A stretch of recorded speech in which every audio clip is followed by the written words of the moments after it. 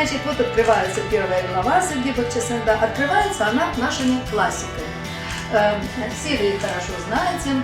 Почему говорю нашими, я не оговорилась, потому что я думаю, что эти произведения этих поэтов вошли в сокровищницу мировой литературы, уже вышли за рамки крымско-татарской поэзии. Это Ашик Умер, это Мустафа Джафири, это 17 век, это великолепнейшая поэзия.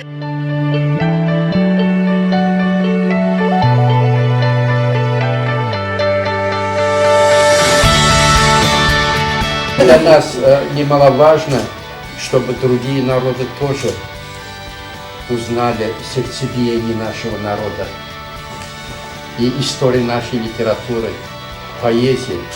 У нас все же тысячелетняя история.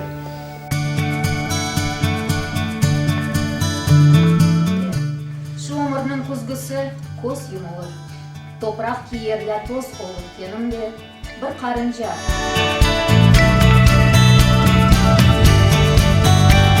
Сохраняется какой-то нерв, какой-то смысл, философия стихотворения автора непосредственно, конечно, но сохраняется нерв и вот эта вот эмоциональная глубина, что очень важно при восприятии любого произведения, искусства, литературы.